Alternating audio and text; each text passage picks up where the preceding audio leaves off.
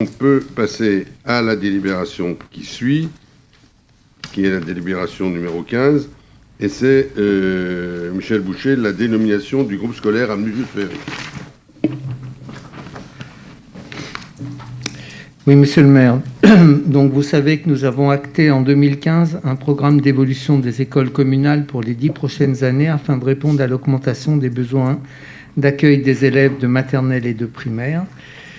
Donc, nous avons fait les extensions du groupe scolaire des Hutins, de la maternelle de Bois-Livron et du groupe scolaire Jean Mermoz, donc qui est en finition là. La création d'un nouveau groupe scolaire avenue Jules Ferry est lancée et permettra de répondre à l'augmentation des effectifs scolaires d'ici 2025. Donc, nous prévoyons l'ouverture de cette école en septembre 2025. Ce nouveau bâtiment se situera avenue Jules Ferry, qui pour une école publique, c'est plutôt bien. Comme pour tout nouvel équipement, il est nécessaire de procéder à sa dénomination. Donc, il vous est proposé ce soir donc, de dénommer le nouveau groupe scolaire Louise Michel. Donc, au moment où nous célébrons donc, en 2021 le 150e anniversaire de la Commune de Paris, si les femmes contribuent et participent activement au débat et à la mobilisation pendant la Commune de Paris, elles restent absentes des institutions faute de citoyenneté. Pourtant, la figure historique la plus connue de la commune, son visage, c'est pourtant une institutrice, donc Louise Michel, née en 1830, décédée en 1905, qui a été une infatigable militante de la liberté d'enseigner.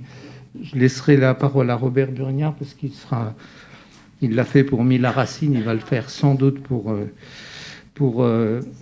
Louise Michel, beaucoup mieux que moi. Vous présentez qui est Louise Michel. Donc, juste vous dire que cette proposition de dénomination s'inscrit dans la continuité des dénominations de noms de femmes historiques que nous avons fait, donc que ce soit Marianne Cohn, Mila Racine, Simone Veil ou Camille Claudel. Donc, je vous propose, si Robert veut bien intervenir, une fois qu'il aura fini d'intervenir, de dénommer ce nouveau groupe scolaire Louise Michel. Vous pouvez vous demander pourquoi il faut le dénommer Louise Michel, cette nouvelle école. Maintenant, pour l'instant, on l'appelle l'école de l'îlot des Trois Places, ce qui ne veut pas dire grand-chose, parce qu'à chaque fois que j'en parle, on a l'impression qu'on va construire au milieu de la place restante. Donc, ça sera bien, plutôt que d'appeler la nouvelle école ou l'école de l'îlot des Trois Places, qu'elle ait un nom et qu'on puisse la dénommer. Donc, sans qu'il y ait de confusion sur son emplacement. Merci. Robert Burgnard, si tu veux bien. Oui, merci. Bonsoir. J'avais demandé à Michel de pouvoir évoquer Louise Michel parce que c'est effectivement une figure très importante et très oubliée. Moi, je ne sais pas dans vous, mais dans ma scolarité, j'ai rencontré 2 personnages historiques. Femmes, j'entends. C'est Jeanne d'Arc et puis Louise Michel. Et, effectivement, le programme d'histoire, il s'arrêtait, je ne sais plus quand, mais on n'allait pas très loin après 45. Et donc, c'est lié aussi, beaucoup lié à la commune, et comme a dit Michel, c'est il y a 150 ans. Et moi, j'étais aussi beaucoup resté sur les hommes, Eugène Petier, Jean-Baptiste Clément, Édouard Vaillant, j'en oublie, Gustave Courbet, dont on peut aller voir les peintures à Ornans, et l'origine du monde au Louvre, je crois. Et à Orsay, ben. Très bien, merci. Donc, juste un mot sur cette figure. D'abord, justement, c'est une figure féministe. Elles ont presque des surnoms, les 2 personnes que j'évoquais, qui se ressemblent un peu. Je ne les citerai pas, mais je voudrais citer un article du Gaulois en 1871. C'est un journal, le Gaulois, par rapport à l'antiféminisme, parce que Louise Michel, elle fait écho à beaucoup de débats actuels. Donc la presse, le Gaulois en l'occurrence, déplore, ouvrez les guillemets, les malheureuses conséquences auxquelles une femme peut être poussée quand elle veut mettre les pieds sur le terrain brûlant de la politique. Mesdames, faites attention, c'est contraire au rôle que la nature et les lois sociales ont tracé à la femme. Donc voilà ce qu'on pensait en 1871, année de la Commune. Et Et donc, c'est assez étonnant, ce personnage de Louise Michel.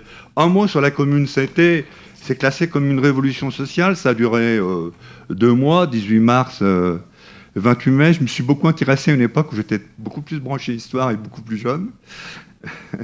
Et donc, c'est assez étonnant. Le déclenchement, c'est quand même... donc, on vient de perdre la guerre, Napoléon III, Bismarck, Sedan. On signe la capitulation. On proclame la République, puisque Napoléon III a abdiqué. Et donc, le peuple parisien veut se défendre. L'armée allemande est aux portes de Paris. Et Thiers, qui est Premier ministre provisoire, je vais dire ça comme ça, chef de gouvernement, est prêt à signer donc l'armistice, signe l'armistice et se soumet à Bismarck. Et donc, je voudrais resituer ça, c'est pas qu'une révolution sociale, la Commune. Si on situe ça, c'est que il a fallu donc céder l'Alsace, Lorraine, 3 départements. Il a fallu payer, alors que les dégâts de guerre ont été faits sur le sol français. Et donc, il y a beaucoup de gens qui ne supportent pas ça. Et moi, je mets ça en lien avec ce qui s'est passé en 39-40. Et je vous dirais que je ne suis pas très loin dans mon interprétation. Parce que ça a déclenché 75 ans de guerre. Il y a eu une obsession pour reconquérir l'Alsace-Lorraine. Il y a eu la guerre de 14-18, puis on a fait l'Allemagne payera. Et donc on a aggravé le problème allemand entre les 2 guerres. On a facilité le nazisme. Et voilà, il a fallu attendre 45 pour dire faut arrêter de se battre. Et une délégation française dalmatienne est allée en Allemagne, et donc à notre ville jumelle. Et donc, c'était une erreur fondamentale. Et ce refus de l'armistice, de la volonté de dire il faut continuer à combattre, je voudrais l'illustrer par un autre personnage, Louis Rossel. C'est le seul colonel, polytechnicien, c'est le seul officier supérieur de l'armée française qui est passé à la Commune. C'était un républicain modéré, fils de protestant sévenol. Et Rossel, il n'accepte pas la défaite, il n'accepte pas l'armistice. Et je voudrais dire, mon interprétation précédente, elle rejoint celle du général de Gaulle, qui, dans un de ses livres, a rendu hommage à Louis Rossel. Je veux dire, il dit son admiration. Donc voilà. Et alors Louise Michel, elle était journaliste, elle était institutrice, elle était polémiste, elle était engagée socialement, politiquement. Elle s'engage beaucoup dans la Commune, elle prend les fusils parce qu'on va se battre, parce que l'armée de Thiers encercle Paris et attaque Paris. Et donc, il y a des combats très, très sévères, des dérapages, que ce soit du côté de ce qu'on appelle les communards ou les Versaillais, c'est pire après. Mais elle est à la fois sur les barricades et puis elle est ambulancière. Sa mère est... Alors, je faut aller court parce que sinon je vais être un peu lent. Le maire me fait signe qu'il faut raccourcir. Mais il y a la semaine sanglante, fin mai, et sa mère elle arrive à se réfugier, sa mère est arrêtée, et comme sa mère est arrêtée, pour éviter la prison de sa mère, elle se dénonce. Elle revendique au procès qui lui est fait toute son action, elle en rajoute. On sait qu'elle rajoute sur ce qu'elle a fait, parce qu'elle veut avoir le même sort que les autres, et les autres, vous savez, c'est quand même des fusillés en série par l'armée de Thiers, par les Versaillais. Il y a vraiment un massacre post-combat.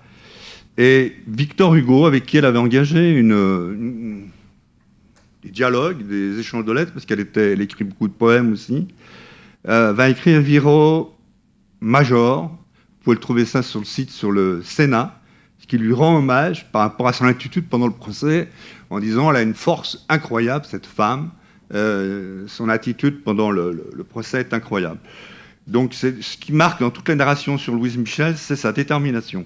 Elle est déportée en Nouvelle-Calédonie en 1873, oui, pour 7 ans, puisque c'était un peu le sort de beaucoup des communards. Et là-bas aussi, elle va avoir une attitude étonnante et, par contre, pas toujours partagée. Il y a plein de choses. D'abord, elle est stupéfiée de la nature. Elle est stupéfiée des cyclones qui l'impressionnent. Elle s'intéresse aux Kanaks. Elle est une des rares à s'intéresser aux Kanaks. Elle va réussir à publier en 1875 un livre des légendes des contes Kanaks. C'est un truc incroyable, parce que personne ne faisait ça nulle part ailleurs. Et elle recueille, parce qu'elle discute avec eux, elle recueille et elle publie ça. Et elle fait beaucoup de dessins. Quand il y aura une révolte en 1875, je ne sais pas si vous avez peut-être entendu parler, le chef Ataï, elle est une des rares, alors au moment ils sont très rares, à soutenir la révolte des Kanaks qui ont été dépossédés de leurs terres. Ataï, c'est celui dont la tête a été coupée et dont la tête a été rapatriée à Paris, qu'on a redécouvert il y a très peu de temps. Sous Hollande, Jean-Marc Ayrault était retourné en Nouvelle-Calédonie par respect, en disant on ne va pas garder ce crâne. Et donc, il y a eu toute une cérémonie pour rendre les restes du corps d'Ataï en Nouvelle-Calédonie. Et donc, ça, c'est aussi l'idée de réconciliation. Je trouve que c'est important l'attitude qu'elle a, elle est absolument exemplaire. Elle fait un glossaire des langues, elle fait beaucoup de choses, elle s'intéresse à la botanique, elle s'intéresse au Kabyles. Il y a beaucoup de Kabyles déportés, parce qu'en Kabylie, en Algérie, il y a eu des révoltes aussi, on les a déportés en Nouvelle-Calédonie. Elle discute, voilà. Donc elle a une étude sur le plan humain qui est vraiment détonne, même par rapport à ce qu'ont pu faire des autres communards. Ça vaut la peine quand même de parler de tout ça. L'amnistie, elle refuse l'amnistie ciblée en 1879. Elle participe de l'amnistie générale en 1880. Elle revient en planquant des chats parce qu'elle est très branchée animaux qu'elle a élevés là-bas. Elle va planquer les chats, elle n'a pas le droit. Elle les ramène et sa mère, qu'elle va voir tout de suite en arrivant parce qu'elle est malade, sa mère, appellera thé calédonien en parlant des chats. Voilà, c'était quelque chose. Et je voudrais terminer parce qu'effectivement, féministe, elle a toujours des soutiens des gens de peu, antiracistes, et avec cette sensibilité par rapport aux animaux, c'est quelqu'un qui a 150 ans d'avance, effectivement. Juste quelques mots sur quand elle s'élève contre la cruauté contre les bêtes, et ça, c'est quasiment tout neuf aussi dans ces années-là. Il y a peut-être Tolstoï qui a cette même position. Au fond de ma révolte contre les forts, je trouve, du plus loin qu'il me souvienne, l'horreur des tortures infligées aux bêtes. J'aurais voulu que l'animal se vengeât, que le chien mordît celui qui l'assommait de coups, que le cheval saignant sous le fouet renversât son bourreau. Mais toujours, la bête muette subit son sort avec la résignation des races domptées. Quel pitié que la bête!